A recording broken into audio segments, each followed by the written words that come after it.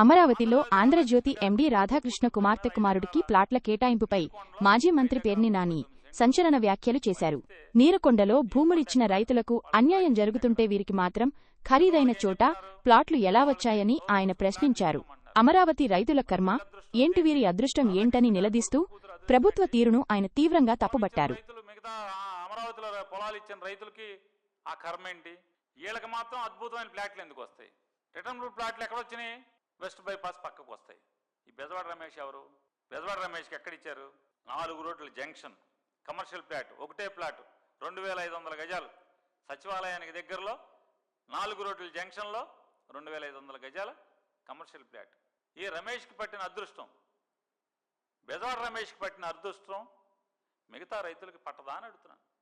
ఎందుకు పట్టదంటున్నా? ఆవిడెవరో ఏం మాట్లాడుతుంది, ఇక్కడ ఈ ఊరు వాడ సంబంధం లేదు, ఇక్కడ ఓటు లేదు, ఇక్కడ అర్థం ఆస్తి లేదు. అవునరా, అమరావతి కమరావతి అని ఇక్కడ కమ్మోళ్ళకి అన్యాయం జరుగుతుందమ్మ తల్లి. నువ్వు అక్కడెక్కడో కూర్చుని సాయంత్రం పూట చల్లగా ఏదో తీసుకుంటావు, శుభ్రంగా నీ ఇష్టం వచ్చినట్టు మాట్లాడతావు. ఇక్కడ కమ్మారికే, కమరావతి దేవుడి సంగతి దేవుడికి ఎరుగు, తర్వాత కమరావతి కమ్మారికే అన్యాయం జరుగుతుంది. చంద్రబాబుకి కావలసిన, చంద్రబాబుకి బినామీ కమ్మారికి మాత్రమే న్యాయం జరుగుతుంది ఇక్కడ.